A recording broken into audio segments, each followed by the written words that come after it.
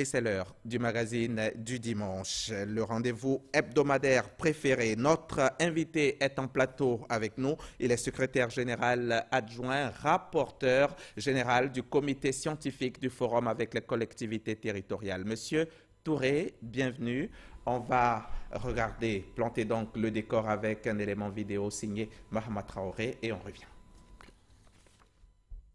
Article 87 de la Constitution du 8 novembre 2016, le Sénat assure la représentation des collectivités territoriales et des Ivoiriens établis hors de Côte d'Ivoire. De plus, le Sénat détient la prérogative d'être saisi en premier lieu pour l'examen des projets ou propositions de loi relatifs aux régions et aux communes. C'est investi de telles missions que la deuxième chambre du Parlement a organisé les 17 et 18 février dernier le forum du Sénat avec les collectivités territoriales. On ne peut pas admettre qu'à Abidjan, il y ait les grands centres de santé, l'Institut de cardiologie. Nous vivons tous sur le même territoire. Et qu'à Bouna, si vous avez des problèmes de cœur, vous ne pouvez pas vous soigner au même titre que celui qui vit à Abidjan. Il s'agit donc de réfléchir pour pouvoir apporter une réponse, sinon une riposte à ces questions de déséquilibre dans le développement régional de la Côte d'Ivoire. Ce cadre d'échange a permis aux élus locaux que sont les maires et les présidents de conseils régionaux de faire l'état des lieux de la politique de décentralisation, politique initiée par l'État au début des années 80 en vue de réaliser le développement local grâce à une délégation de pouvoir aux élus locaux. 30 ans plus tard, cette politique tarde à faire ses effets. Les élus locaux réclament notamment plus de moyens à l'État afin de répondre aux besoins des populations. Sur la base des recommandations formulées à l'issue de ces 2 jours de dialogue, le Sénat entend faire bouger les lignes. C'est un reportage de Mahama Traoré. Merci, M. Touré. Merci encore d'avoir accepté notre invitation. Dites-nous déjà, pourquoi ce forum? Merci Hamza Diaby. Je voudrais d'entrée de jeu remercier la RTI, au nom de son Excellence M. Jano Aoussou Kouadio, président du Sénat, pour cet espace d'expression que vous nous offrez. Alors, pour en revenir à votre question, il faut interroger notre loi fondamentale. L'article 87 de la Constitution indique clairement que le Sénat assure la représentation des collectivités territoriales et des Ivoiriens établis hors de Côte d'Ivoire. Ce qui signifie qu'au-delà des missions dévolues à tout Parlement, à savoir le contrôle de l'action gouvernementale et l'évaluation des politiques publiques, le Sénat est investi de missions spécifiques qui concernent donc cette représentation des collectivités territoriales et des Ivoiriens établis hors de Côte d'Ivoire. C'est donc pour permettre aux sénateurs de mener à bien cette mission spécifique que le président Jano Aoussou Kouadio a estimé qu'il fallait que les sénateurs puissent avoir l'état de la situation des collectivités territoriales en Côte d'Ivoire et plus généralement l'état de la décentralisation dans notre pays. Mais, Monsieur Touré, quelle en est la particularité? Parce que des assises, on en a déjà connu.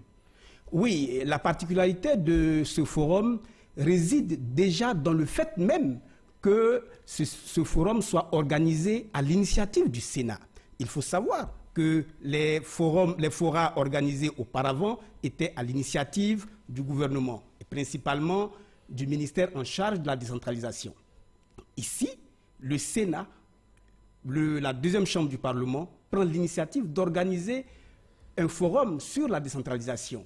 Cela aussi ne peut se faire que parce que depuis lors, depuis la Constitution du 8 novembre 2016, notre pays a opéré un basculement au niveau de son système parlementaire, du monocaméralisme vers le bicaméralisme. Et la cible, ce forum était pour qui en étaient les participants? Ce forum a enregistré la participation exhaustive des 201 maires de Côte d'Ivoire, des 31 présidents de région, des 33 préfets de région, des 99 sénateurs, ainsi que de nombreux experts nationaux et internationaux.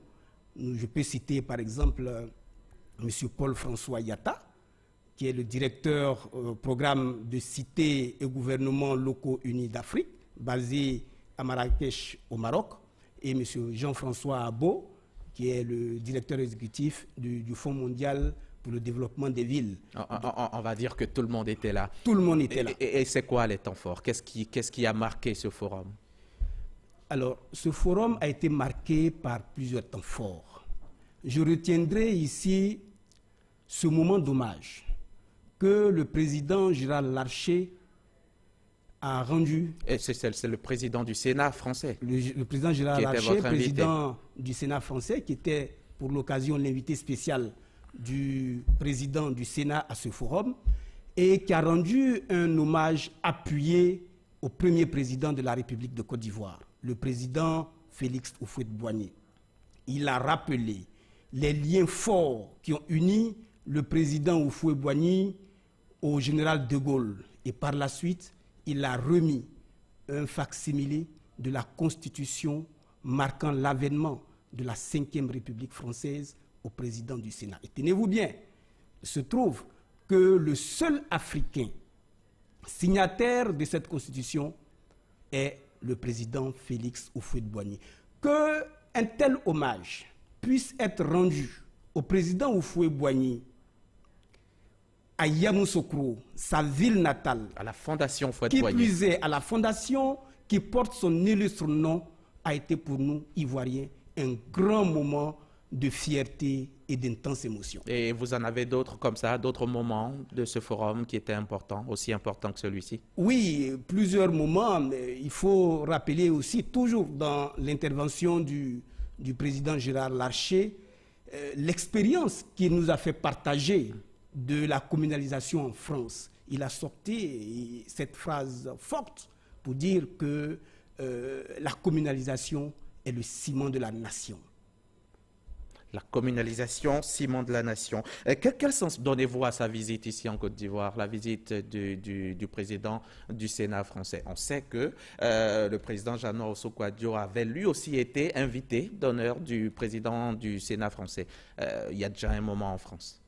Alors, à ce niveau, il faut déjà rappeler que depuis son élection à la présidence du Sénat, le président Jeannot Ossou-Kouadio a fait de la diplomatie parlementaire un pan important de son action. Vous constaterez par exemple que le Sénat est membre des organisations interparlementaires les plus significatives. Je peux citer l'APF au niveau mondial, je peux citer au niveau régional africain le Parlement panafricain et au niveau sous-régional le Parlement de la CEDEAO.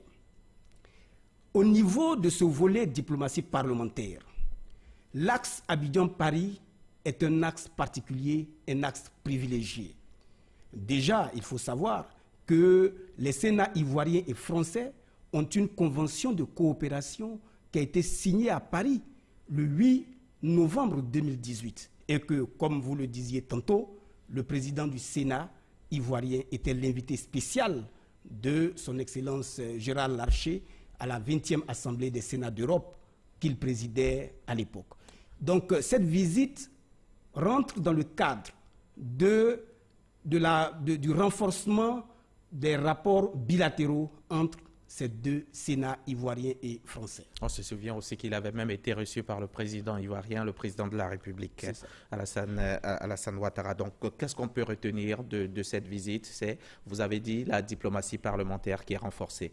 Oui, effectivement, il faut retenir qu'à l'occasion de cette visite, il y a eu une rencontre bilatérale entre la délégation française et la partie ivoirienne. Et qu'au cours des échanges, il a été question de renforcer les liens entre les deux Sénats à travers les deux groupes d'amitié pour la Côte d'Ivoire, groupe d'amitié Côte d'Ivoire-France au Sénat, et pour la France, le groupe d'amitié France-Côte d'Ivoire. D'accord. On revient au forum. Quelles en sont les recommandations? Quel est l'état d'ailleurs de la décentralisation en Côte d'Ivoire? Est-ce qu'un diagnostic, ce diagnostic avait été posé lors de la séance de travail que vous avez eue à Yamoussoukro? Bien entendu, c'était d'ailleurs l'objet de ce forum. Toutes les questions touchant à la décentralisation ont été évoquées. Des questions centrales, comme le transfert des compétences de l'État aux collectivités territoriales, comme la question de l'autonomie financière des collectivités territoriales. Également, ont été évoquées la question du statut des élus locaux. Des questions non moins importantes touchant à la coopération décentralisée, à la participation citoyenne au sein des collectivités territoriales, à l'intercollectivité, à la lutte contre les changements climatiques et la préservation de l'environnement. Toutes ces questions ont été débattues au cours de ce forum. Ce qu'il faut retenir globalement. Comme recommandation. Ce qu'il faut retenir globalement, avant d'arriver aux recommandations, il faut finir avec le diagnostic. Allez-y. Il faut retenir globalement que depuis 2011, le gouvernement a entrepris des actions qui ont permis de faire avancer, de faire bouger les lignes sur toutes les questions qui ont été évoquées tantôt. Ceci dit, il faut dire que la décentralisation est un processus. Et donc, les acteurs restent encore avec de fortes demandes. Les attentes des acteurs sont encore importantes, sont encore très fortes. Il faut dire que le gouvernement a marqué tout son intérêt pour les questions relatives à la décentralisation, du fait même que le président de la République ait accepté d'assurer le haut patronage de ce forum et que le Premier ministre en a assuré le patronage, ce qui dénote de tout l'intérêt de la question de la décentralisation au plus haut niveau. Ils restent nombreux, hein, ils sont nombreux à penser que la décentralisation, que le transfert des compétences reste une utopie. Le transfert des compétences n'est pas une utopie. S'il n'y avait pas transfert de compétences, on ne serait pas sur ce plateau en train de parler de décentralisation. Il ne peut y avoir de décentralisation sans transfert de compétences. Aujourd'hui, des compétences sont effectivement transférées aux collectivités territoriales. Mais toutes les prérogatives sont encore dévolues, la plupart en tout cas des prérogatives sont encore dévolues à l'État. Mais M. Diaby, il s'agit d'un processus qui est appelé à se bonifier, à se renforcer. Il faut laisser les choses se faire avec le temps. Tout processus appelle un démarrage, une phase de rodage avant d'arriver vraiment à des sommets plus élevés. C'est parce que j'ai entendu quelques élus locaux dire qu'avec le temps, d'accord, mais ils ont attendu beaucoup de temps déjà. Les recommandations, M. Touré. Alors, au niveau des recommandations, il faut noter que le forum s'est mis d'accord sur la nécessité de doter les élus locaux d'un statut. Cette question a été importante au cours des débats. Les maires et les présidents de région ont posé leurs difficultés en termes de statut relativement à l'efficacité de leurs actions. Le forum a endossé cette recommandation. Autre recommandation forte, la mise en place d'un groupe de plaidoyer. Vous savez qu'au niveau de la décentralisation, tous les acteurs sont de différents niveaux.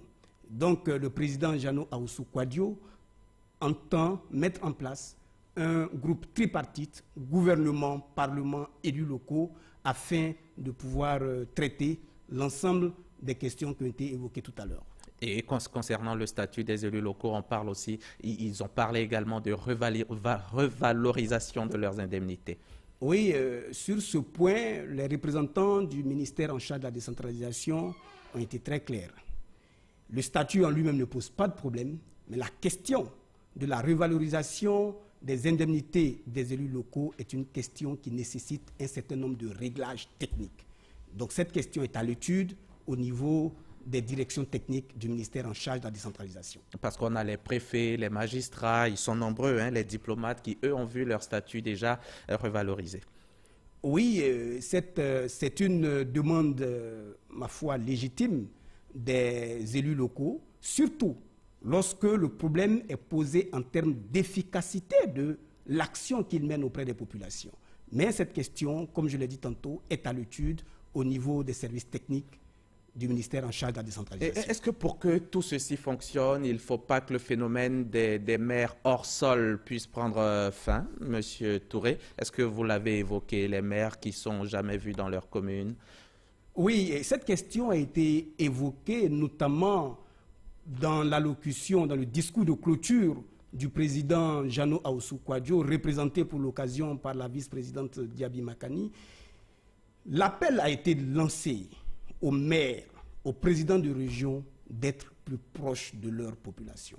La commune est le maillon le plus proche de la population. Il ne peut pas avoir de développement à la base si le maire lui-même n'est pas l'autorité la plus proche des populations pour pouvoir en maîtriser toutes les difficultés et pouvoir consolider tous les besoins. Et vos perspectives, ce sont lesquelles? Les perspectives, j'en parlais tantôt, le président... Oui, vous avez parlé du groupe de plaidoyer qui sera mis en place. Effectivement, le président Jeannot Ahoussou-Kouadio insiste pour que ce forum ne soit pas un forum de plus, un forum de trop.